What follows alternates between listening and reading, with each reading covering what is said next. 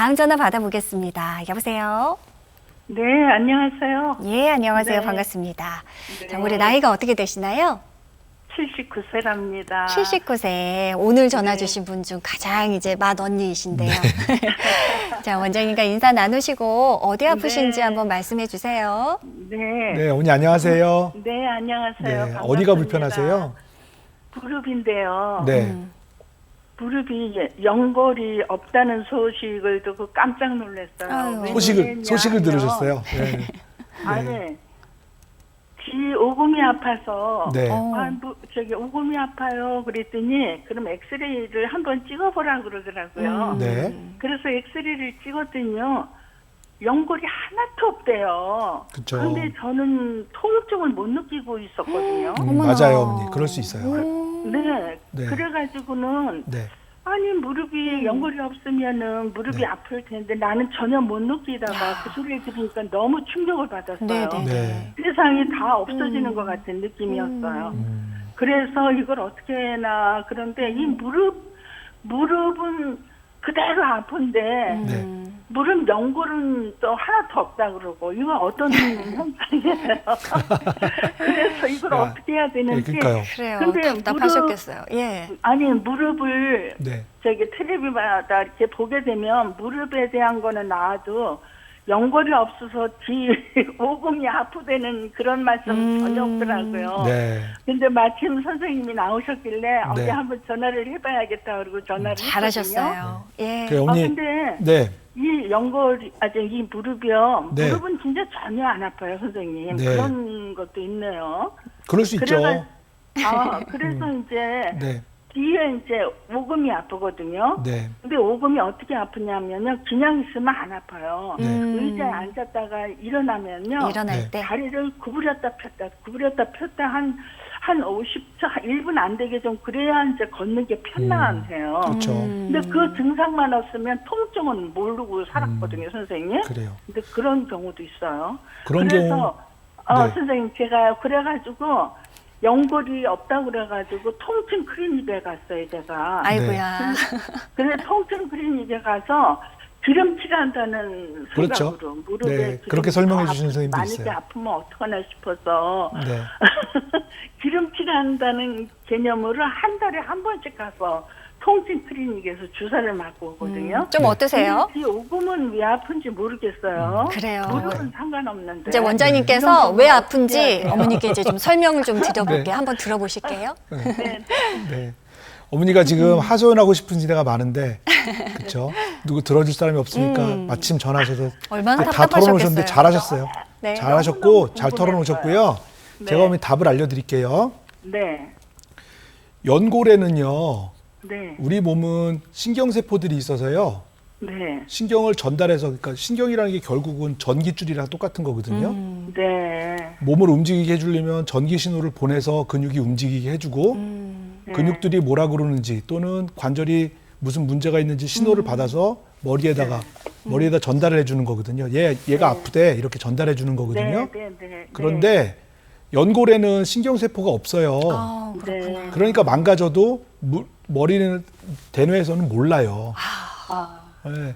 근데 어머니는 그러면 왜 아프신 거냐면 네. 무릎, 제가 예전에 항상 말씀드리지만 막 복잡한 구조가 이렇게 무릎이지만 그게 전체적으로 무릎 주머니가 싸고 있거든요. 네. 근데 무릎에 연골이 없으면 일어날 때 무릎이 움직이는 동작이 원래 정해져 있는 동작이 아니라 다른 동작으로 하게 돼요. 네. 잘 생각해 보시면 무릎을 굽혔다 펼 때 제일 충격을 받는 그 압력을 받는 데가 어디냐면 무릎 연골 뒷부분이에요. 이렇게 펼 때 요 뒷부분이 압력을 받는 거거든요. 네. 그러니까 뒷부분에 연골이 없으면 압력이 올라가니까 무릎을 잡아주는 인대나 아니면 주머니가 자극을 받게 되니까 그게 불편하신 거예요. 당연히 아프신 네. 거네요. 네. 무릎 뒤가. 근데 예. 중요한 거는 어머니가 그동안 아프지 않았다고 생각하시는 건 뭐 때문에 그러냐면 염증이 없어서 무릎에 물이 차는 염증 반응이 없었던 거예요. 네. 근데 그거는 언제든지 이제는 생겨도 이상한 게 아닌 거죠. 왜냐하면 네. 정상적인 움직임이 아니니까요. 쉽게 생각하시면 무릎이 톱니바퀴인데 톱니바퀴 이빨이 하나 빠져 있는 거예요. 네. 근데 그 이빨이 빠져 있는데 거기다 윤활유를 계속 뿌려주면 톱니바퀴가 잘 굴러갈까요? 아니면 덜 그럭거릴까요? 계속. 를 넣으면 덜 잠깐은 또 잠깐은 그럴 네. 수 있죠. 근데 톱니바퀴가 바퀴가 빠져 있는 건 해결을 하지 않으면 원래대로 돌아가진 않을 거 아니에요. 그러니까 그 연골이 없어진 거에 대해서 치료를 하는 게 정형외과 의사들이 줄기세포 치료도 하는 거고 내시경 시술도 하는 거고 인공관절 수술도 하는 거고 그렇게 하는 거거든요. 네. 그러니까 어머님은 그동안에는 별로 자각 증상이 없어서 그러신지 모르겠는데 그게 오히려 어머니한테는 지금 꼭 치료해야 되는 시기, 아주 황금 시기, 골든 타임. 네, 이 골든 타임일 수 있으니까 어머니 너무 낙심하지 마시고 엑스레이 검사하는 게 아니라 이젠 정밀 검사를 해서 남아있는 연골이 얼마나 남아있는지를 꼭 보시고 적절하게 치료를 하셔야 될 것 같아요. 네. 어머니 도움이 되셨으면 좋겠습니다. 자, 한 통 더 받아보겠습니다. 여보세요? 여보세요? 예, 안녕하세요. 반갑습니다. 네. 올해 네, 나이가 어떻게 반갑습니다. 되실까요? 68세요. 68세. 예, 우리 네. 어머님, 원장님과 인사 나누시고 어디 불편하신지 말씀해 주세요. 네. 네, 어머니 안녕하세요. 네, 원장님 안녕하세요. 네, 어디가 불편하세요? 저는요. 네. 저기 관절도 안 좋긴 안 좋은데 네. 종아리가 많이 아파가지고 네. 종아리가. 잘 때 잠을 못 자고 네. 잠을 못 자요. 그래서 저기 동네에 네. 신경외과를 갔는데 신경외과에서 하지 불안증이라고 그러거든요. 하지 맞아요. 불안증. 네. 네, 하지 불안증이라고 그래서 네. 거기서 약을 먹어도 네. 계속 이게 잠잘 때 다리가 네. 가만히 있는 게 아니라 이렇게 번쩍번쩍 막 빌리고 그래요. 그래요. 그래서 그래서 그래요. 이제 지금 원장님 이렇게 나오시는 거 보고 지금 전화 드렸거든요. 네. 그래요, 하지 어머니. 불안증이네요. 그 하지 불안증이라는 진단이요. 네, 오래된 건 아니고 비교적 최근에 이제 정립되는 이론들인데 네, 아직도 학회에서는 그거 가지고 이제 싸움이 많아요. 논란이 이게 제대로 좀 된 있고. 거다, 아니다, 이거는 말도 안 된다. 막 이렇게 네. 싸우시는 분들이 논란의 여지가 많은데 중요한 거는 그런 거랑 비슷한 병들이 있는데 그런 것들을 감별을 해야 정확하게 진단이 되는 거거든요. 네. 두 가지를 감별하셔야 되는데 네. 첫 번째는 가장 많은 거는 척추관 협착증. 허리에서 다리로 내려가는 신경들이 자극을 받아서 다리에 방사통이 생기는 거를 보통 이제 신경 증상을 환자분들이 종아리가 아프다 이렇게 생각하실 수 있거든요. 네. 근데 그거는 방사통이라고 좀 다른 얘기예요. 네. 근데 척추관 협착증의 특징적인 건 그래도 진단하기가 쉬운 게 뭐냐 하면 평상시에는 괜찮다가 조금 걸으면 종아리가 막 터질 것 같이 아프고 이래서 걷지를 못하고 좀 쉬고 걷고 이래요. 그걸 근데 이제 그런 증상은 없고요. 네. 잠잘 때 맞아요. 많이 그래요. 그래서 두 번째로 감별하셔야 될 건 뭐냐면요. 네. 하지 정맥류라는 거거든요. 네. 그거는 종아리에 있는 혈관이 정맥 혈관이 막히는 경우예요. 그러면 혈액 순환이 안 되기 때문에 근육들이 잘 일을 못 하고 쥐가 나거나 아니면 통증을 유발하거나 이런 경우가 생길 수 있거든요. 네. 그래서 그 두 가지를 꼭 감별을 하신 다음에도 이상이 없다 그러면 그때 불안증후군, 하지 불안증후군이라고 진단을 할 수가 있는 거예요.